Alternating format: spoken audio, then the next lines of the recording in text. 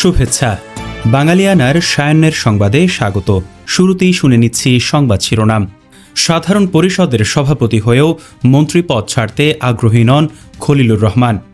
Full time সভাপতির প্রতিশ্রুতি ভুলে ছুটি নিয়ে পরিচালনা করবেন কার্যক্রম। বিশ্ব পরিবেশ দিবস আজ। পরিবেশের জন্য নতুন হুমকি হয়ে দাঁড়িয়েছে সামরিক দূষণ। যুদ্ধ থামাতে পুতিনকে খোলা চিঠি দিলেন জেলেনস্কি। যুক্তরাষ্ট্রকে এড়িয়ে মুখোমুখি বসতে চান। এবার অন্যান্য সংবাদের সঙ্গে বিস্তারিত। স্বপদে বহাল থেকেই জাতিসংঘ সাধারণ পরিষদের সভাপতির দায়িত্ব পালন করতে যাচ্ছেন বাংলাদেশের পররাষ্ট্রমন্ত্রী খলিলুর রহমান। এক্ষেত্রে সাধারণ পরিষদের গুরুত্বপূর্ণ অধিবেশন চলাকালে তিনি ছুটিতে থাকবেন। সেই হিসেবে আগামী সেপ্টেম্বর মাসে নিউ ইয়র্কে অনুষ্ঠিত হতে যাওয়া জাতিসংঘ সাধারণ পরিষদের বার্ষিক অধিবেশনের সময় কয়েক সপ্তাহের জন্য ছুটিতে যেতে পারেন পররাষ্ট্রমন্ত্রী। 4 জুন বৃহস্পতিবার দেশে ফিরে সাংবাদিকদের কাছে তিনি দাবি করেন, এরকম ঘটনার প্রেসিডেন্টস বা নজির আছে। যদিও এর আগে জাতিসংঘ আয়োজিত এক অনুষ্ঠানে মিস্টার রহমান জানিয়েছিলেন যে সাধারণ পরিষদের সভাপতি নির্বাচিত হলে তিনি পররাষ্ট্রমন্ত্রীর পদ থেকে 1 বছরের জন্য ছুটি নেবেন। মন্ত্রী থাকা অবস্থায় নজিরবিহীন এমন ছুটির পরিকল্পনা নিয়ে কর্মকর্তাদের অনেকেই বিস্ময় প্রকাশ করেছিলেন। কিন্তু সভাপতি নির্বাচিত হওয়ার পর এখন জানা যাচ্ছে যে তিনি দুটি দায়িত্বই পাশাপাশি পালন করবেন। নির্বাচনী প্রচারণার সময় তিনি বারবার নিজেকে ঘোষণা করেছেন ফুল টাইম সভাপতি হবেন বলে।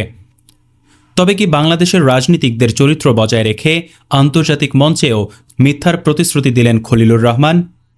4 দশক আগে বাংলাদেশ থেকে যিনি প্রথমবার সাধারণ পরিষদের সভাপতি নির্বাচিত হয়েছিলেন, সেই হুমায়ুন রশিদ চৌধুরী নিজেও এরশাদ সরকারের পররাষ্ট্রমন্ত্রী পদে বহাল থেকেই জাতিসংঘের দায়িত্ব পালন করেছেন। ফলে বিএনপি সরকারও খলিলুর রহমানকে স্বপদে বহাল রাখার ক্ষেত্রে কোনো সমস্যা দেখছে না।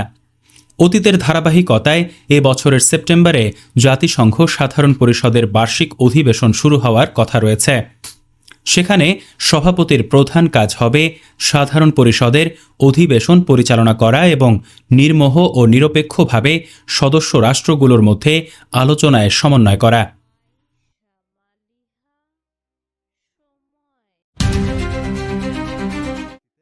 দেশে মহামারী আকারে ছড়িয়ে পড়ছে হাম। গত 15 মার্চ থেকে শুরু করে গত সপ্তাহের বৃহস্পতিবার পর্যন্ত দেশজুড়ে নিশ্চিত হাম রোগীর সংখ্যা 15,000 ছাড়িয়ে গেছে। এদের মধ্যে ল্যাবরেটরিতে নিশ্চিত হওয়া রোগীর সংখ্যা 8,772 এবং গুরুতর অবস্থায় বিভিন্ন হাসপাতালে ভর্তি হয়েছেন 61,194 জন। জনস্বাস্থ্য বিশেষজ্ঞদের মতে দেশ এখন হাম সংক্রমণের সর্বোচ্চ বা পিক সময় অতিক্রম করছে। বিভাগীয় পরিসংখ্যান অনুযায়ী সংক্রমণের শীর্ষে রয়েছে ঢাকা বিভাগ। এখানে মোট রোগীর সংখ্যা 35,580 জন, যার মধ্যে হাসপাতালে ভর্তি হয়েছেন 25,516 জন এবং এ পর্যন্ত সর্বোচ্চ 265 জনের মৃত্যু হয়েছে। আক্রান্তের দিক থেকে দ্বিতীয় অবস্থানে রয়েছে চট্টগ্রাম। সেখানে 12,454 জন রোগীর মধ্যে 56 জনের মৃত্যু হয়েছে। ভয়াবহ এমন পরিস্থিতির মধ্যেও আশার কথা শুনিয়েছেন বাংলাদেশ শিশু হাসপাতাল ও ইনস্টিটিউটের পরিচালক ডাক্তার মির্জা মোহাম্মদ জিয়াউল ইসলাম। তিনি জানান, দেশের প্রায় সব অঞ্চলের শিশুদের হামের টিকার আওতায় নিয়ে আসা হয়েছে। এখন শুধু অভিভাবকদের একটু সচেতনতা ও সাবধানতা অবলম্বন করলেই প্রকোপ দ্রুত কমে আসবে। তবে জনস্বাস্থ্য বিশেষজ্ঞ ডাক্তার মুশতাক হোসেন সতর্ক করে বলেছেন, এখনই সর্বোচ্চ সতর্ক না হলে সংক্রমণের এই ভয়াবহ সময় আরও দীর্ঘস্থায়ী হতে পারে এবং মৃত্যুর মিছিল আরও বড় হতে পারে।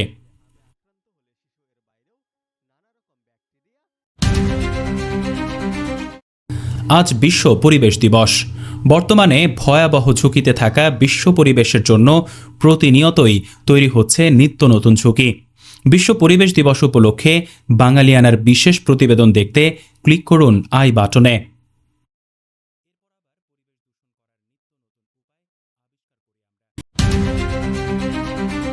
দীর্ঘ সময় ধরে চলা রাশিয়া ইউক্রেন যুদ্ধের অবসান ঘটিয়ে স্থায়ী শান্তি প্রতিষ্ঠার আহ্বান জানিয়ে রাশিয়ার প্রেসিডেন্ট ভ্লাদিমির পুতিনের কাছে একটি খোলা চিঠি পাঠিয়েছেন ইউক্রেনের প্রেসিডেন্ট ভলোদিমির জেলেনস্কি। 5 জন ব্রিটিশ সংবাদ মাধ্যম দ্য গার্ডিয়ানের প্রতিবেদনে তথ্য নিশ্চিত করা হয়েছে।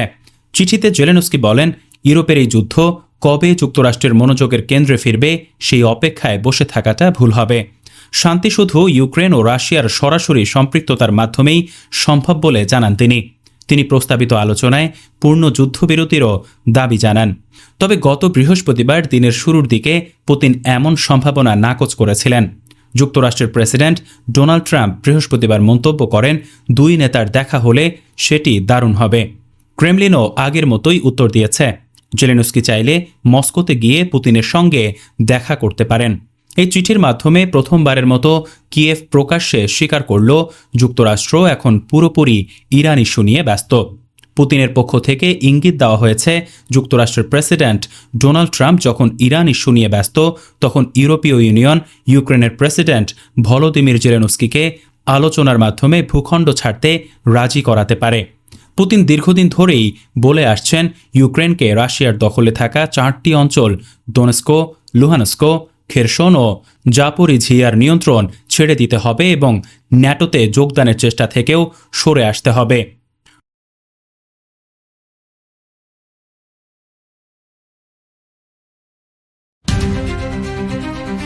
বন্ধ হয়ে যাওয়া শিল্প ও সেবা খাতের প্রতিষ্ঠান চালু করতে 20,000 কোটির একটি প্রাক অর্থায়ন স্কিম গঠন করেছে সরকার।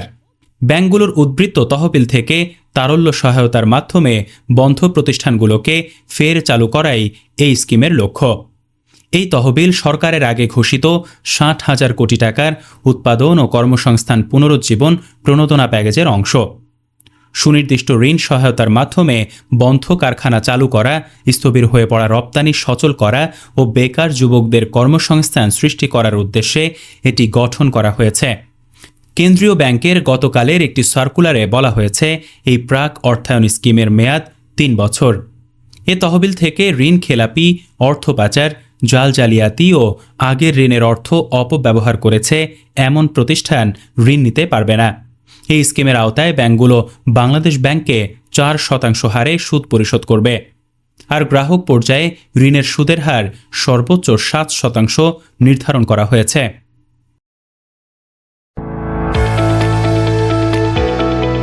দর্শক, এবারে শুনে নিচ্ছি বাঙালিয়ানার বাণিজ্য সংবাদ। Bangladesh securities and exchange commission BSECর 11তম চেয়ারম্যান হিসেবে দায়িত্ব নিয়েছেন বহুজাতিক কোম্পানির অভিজ্ঞ ব্যক্তিত্ব মাসুদ খান। 4 বছরের জন্য গঠিত এই নতুন কমিশনে আরও 3 জন কমিশনার নিয়োগ পেয়েছেন।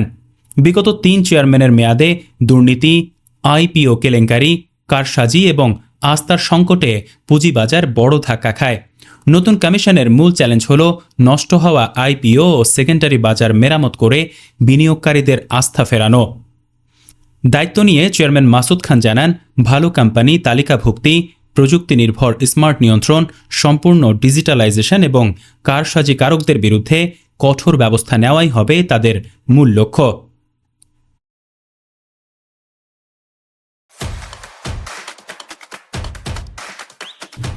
এবারে শুনে নিচ্ছি বাঙালিয়ানার ক্রীড়া সংবাদ। ফিফা ফুটবল বিশ্বকাপ 2026-এর বাকি আর মাত্র 6 দিন। গ্রেটেস্ট শো অন আর্থকে ঘিরে উন্মাদনায় ভাসছে পুরো পৃথিবী।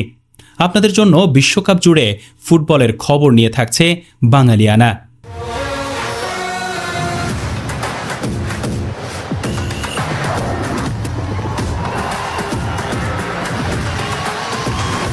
ফুটবল বিশ্বকাপ শুধু মাঠের লড়াই নয়, এর সঙ্গে জড়িয়ে থাকে বাণিজ্যিক কর্মকাণ্ড।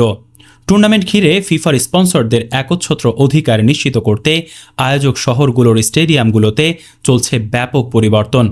বিশ্বকাপ শুরুর আগেই অনেক ভেন্যু থেকে সরিয়ে ফেলা হচ্ছে পরিচিত কর্পোরেট স্পন্সরদের নাম, লোগো। বদলে দেয়া হচ্ছে স্টেডিয়ামের পরিচয়। যেমন আগামী সপ্তাহে শুরু হতে যাওয়া বিশ্বকাপ সামনে রেখে টেক্সাসের আর্লিংটনে অবস্থিত AT&T স্টেডিয়ামে চলছে নাম পরিবর্তনের কাজ। নাম পরিবর্তনের কারণ, AT&T এবং বিশ্বকাপের অন্যান্য স্টেডিয়ামের নামে থাকা স্পন্সররা ফিফার অফিসিয়াল স্পন্সর নয়। 16টি আয়োজক স্টেডিয়ামের বেশিরভাগের নামই সাময়িকভাবে পরিবর্তন করা হচ্ছে, বদলে রাখা হচ্ছে স্থানীয় শহরের নামে। যেমন AT&T স্টেডিয়াম বিশ্বকালীন সময়ে পরিচিত হবে ডালাস স্টেডিয়াম নামে। একই চিত্র দেখা গেছে সিয়াটলেও। লুমেন ফিল্ডে থাকা লুমেন নামটি ঢেকে দিতে টানানো হয়েছে কালো ব্যানার। লাতিন আমেরিকার সবচেয়ে বড় ফুটবল স্টেডিয়াম মেক্সিকোর ঐতিহাসিক বানর্তে স্টেডিয়ামের নামও সাময়িকভাবে বদলে রাখা হয়েছে মেক্সিকো সিটি স্টেডিয়াম।